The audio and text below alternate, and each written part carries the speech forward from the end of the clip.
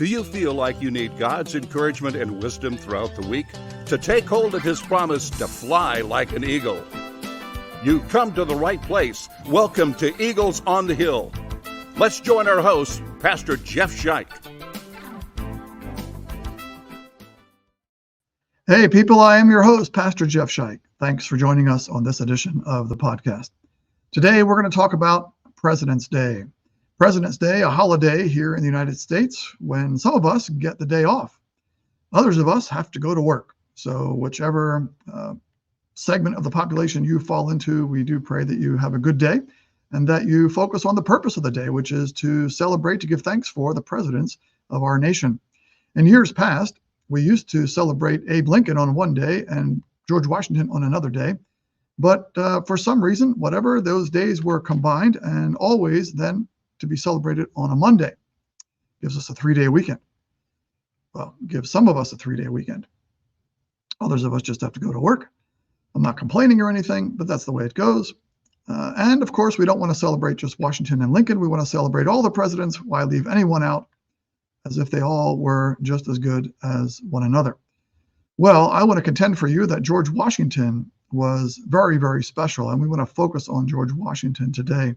I want to tell you some things about his life that perhaps you don't know, some things that make him very unique, very special, not only unique as the first president, but unique in his character, in the way he lived, and in the way he was viewed by others around him. George Washington lived in the 18th century, so the 1700s. And at the time he lived, at the founding of our country, there were just numerous brilliant philosophers, thinkers, writers, orators, organizers that seemed to come together in the early days of the United States. You had people like Ben Franklin, respected around the world, and Thomas Jefferson, just a brilliant thinker, John and Sam Adams, Patrick Henry, Alexander Hamilton, James Madison, all these just titans, these founding fathers of our country, who were just brilliant people, often very, very well educated. George Washington somehow seems not quite as intellectual, perhaps, as some of these people. He only had an elementary school education. He's not known as the author of any of our great founding documents. And yet, at 3 major junctions in the founding of our nation, when a leader was needed, George Washington was chosen. Out of all those people, George Washington was chosen. He was viewed as the indispensable man, the American Moses, the father of our country. So I want to go through those 3 times when George Washington was chosen as leader of our country. And then I want to go through 4 incidents from Washington's life that perhaps give insight on why he was chosen, what was so special about him, and what we might emulate about him today. So let's start. The 3 incidents where he was chosen to be leader. June 15th, 1775, Washington was 43 years old. The Continental Congress was meeting in Philadelphia, and they elected George Washington to command all the Continental forces raised or to be raised in the defense of American liberty. And so his commission was as, quote, the General and Commander-in-Chief of the United Colonies. Here's what's key about that election to that position. That election to that position was unanimous. Keep that in mind as we continue. In 1787, so what would that be? About 12 years later, so Washington is 55 years old in 1787, the Constitutional Convention is meeting again in Philadelphia all summer long, from May to September of that year. Thomas Jefferson looked around at the group of people who were there and said that that was an assembly of demigods. That was Jefferson's opinion. The intellectual talent in the room was amazing. Who was chosen as the presiding officer of the Constitutional Convention? The person with an elementary school education, George Washington. He was chosen, get this, unanimously for that position. That's the second time he was chosen as a leader, and he was chosen both times unanimously. 2 years later, is it any surprise, when the nation was electing its first president, that they elected George Washington as its first president? But guess what? You may not know. He was elected unanimously as our first president. 3 times elected unanimously to positions of leadership amongst all those brilliant thinkers, leaders, people.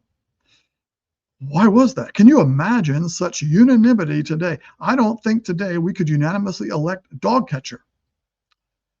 And yet, Washington elected president, elected to chair the Constitutional Convention, elected unanimously to be the general in charge of the military during the Revolution. Why was that? What was it that people knew about George Washington? What was it that people saw in George Washington that they were willing to elect him unanimously as their leader? Well, let's go through 4 incidents from Washington's life and see if they don't shed insight on that. First one, Washington is young. He's only 23 years old. He's a lieutenant colonel in the French and Indian War. On July 9th, 1755, there was a battle, which he led. And in that battle, Washington's horse was shot out from under him. Now, that happened to many people. That didn't stop Washington, though. He got up on another horse and kept fighting. He kept fighting. His hat was shot off in the battle. Can you imagine? Would you keep fighting? Your hat's shot off and you keep going. He kept going. When the battle was done, he examined his coat and he found bullet holes in his coat that he was wearing from the battle. And yet he had kept fighting. The people around him who fought on his side marveled at his leadership. The people who fought against him marveled at how God had protected him. That's what they said. I'm not saying that. That's what they said. They viewed him as a man protected by God. Washington later wrote, quote, "The miraculous care of Providence," that's how he referred to God, "the miraculous care of Providence protected me beyond all human expectations." Washington's reputation began that day. Well, many years later, 1783, so towards the end of the Revolutionary War, 1783, Washington is 51 years old at that time. This incident happened in Newburgh, New York. It's called the Newburgh Conspiracy. Newburgh is where I used to live. My kids used to go to school in Newburgh. In Newburgh, New York, towards the end of the Revolution, a rebellion was forming in Washington's army. Why? Because they had not been paid. The Congress, Continental Congress, had been unable to raise funds to pay them. So the army was restless. Washington's even fellow generals were restless and ready to overthrow him. His leadership in the army was definitely in question. A letter circulated among Washington's generals behind his back to have a meeting. The meeting took place. It took place in March of 1783 again. General Gates, one of Washington's highest lieutenant generals, opened the meeting. And as the meeting began, George Washington walks in.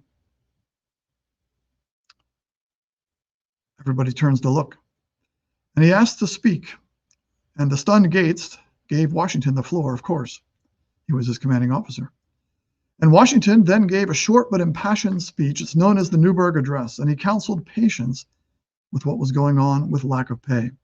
His message was that the people in that room, his leaders, the people serving right under him, should oppose any effort to open the floodgates of civil discord, as Washington said, and deluge our rising empire in blood. And then he got out a letter from Congress to read to the officers. And he looked at it, and he fumbled with it and didn't speak. And then he reached into his pocket and took a pair of reading glasses out of his pocket, which the others in the room had never seen, because Washington didn't wear them in public. And as he's putting the glasses on, he says, "Gentlemen, you will permit me to put on my spectacles, for I have not only grown gray, but almost blind in the service of my country." And there was silence. The men realized how much Washington had also sacrificed for the Revolution, as much as or more as any of them. And they were his fellow officers, and they worked closely with him for many years. The accounts of that day said that many were moved to tears by those words from Washington. And with that act and with the reading of the letter, the conspiracy collapsed. Washington left the room, and there was a vote to reaffirm their loyalty to Washington and to the new nation. You can imagine how that incident would enable people to say later, we want to elect this guy unanimously. The third event in Washington's life was really the topper of all toppers. Well, the fourth event might top it. I don't know. We'll see what you think. But later that year, this is the third event, later that year, the year of the Newburgh Conspiracy, 1783. At the close of the year, December 23rd of that year, the Treaty of Paris was signed. And on December 23rd, that Treaty of Paris, by the way, ended the Revolutionary War. The United States, what would become the United States, won the war. That was official. And on December 23rd of that year, General George Washington resigned as Commander-in-Chief of the Continental Army and retired to his home in Mount Vernon, Virginia. That was an astounding event. Washington's willingness to return to civilian life was an essential element that transformed the war for independence into a war that didn't create another monarchy. It didn't create a dictatorship. Many in Congress would have made Washington dictator, would have gladly made him king of the new nation. But that resignation of Washington from being general and going home to civilian life was crucial in the founding of a republic. That was, it showed incredible modesty, incredible deference, incredible willingness to say, you know, we've been fighting for all these years for a republic, and I am not going to destroy that republic now, even though I have a chance to do it. I have the opportunity to destroy the republic, even in its infancy, before it even was born. And yet Washington chose to return home. It was an amazing, amazing act of humility. And well, that's why he's revered the way he is. That's why he was chosen, can you imagine, unanimously 2 years later to be president of the United States, the first president. Our fourth event happens at the end of those 2 terms of office. George Washington is now about 65 years old, and you won't be surprised at what happened at the end of those 2 terms, because if you know history, you know Washington only served 2 terms. But for the second time in his life, Washington gave up absolute power. He could have easily run for another term. He would have most likely been elected again, even though opposition to him had begun to grow. It always happens when you're a politician. But he gave up what could have been a position for life, a dictator for life, to be king for life. He gave it up. It was unique in the world in, I would think, 2,000 years. His inspiration to give up power, it turns out, was a guy named Cincinnatus. Cincinnatus was a Roman farmer over 2,000 years before Washington. A Roman farmer who left his farm to lead the army that saved Rome. And then he returned to farming in 458 BC. 458 BC, over 2,000 years before Washington. Washington had to go that far back to find inspiration for what he was doing, giving up power. And in so doing, George Washington gave us a republic, a government of the people, by the people, and for the people. It was miraculous what Washington did. George Washington was not perfect. That's not the purpose of this podcast, to lift him up as a deity. But in this day and age, when it's become popular sport to go back and relook at our heroes and throw away all the good and remind ourselves of all the bad, it's important that we have a corrective to that. If you search through all of history, you'll find that George Washington did some things wrong.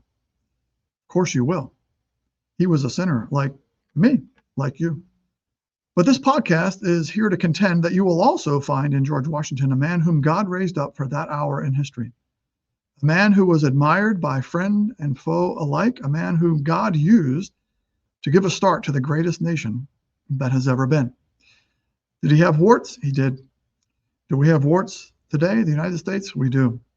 We should expect it. We're all sinners. Right now, we got over 300 million sinners as part of the United States. But what is unexpected, what was miraculous, is that a republic like the United States should have been born in a world of kings and despots. What is miraculous is that a nation that has done more good for more people in the world than any other nation should have come into existence at all. And for that, we have God to thank. So on this President's Day weekend, at least this one weekend of the year, we should have God's work through George Washington, for which we should be grateful. Well, that's what we got for you today on the podcast. I hope that it gives you something to give thanks for, gives you something to pray about and rejoice about on this President's Day weekend. We want to thank you for listening. We want to encourage you to write us at eaglesonthehill211@gmail.com. Let us know what you thought of this podcast. What president is your favorite in the history of the United States? Let us know other topics that you'd like for us to discuss on the podcast. Remember, as we close, that those who hope in the Lord will fly on wings like eagles. Thanks for joining us today on the podcast.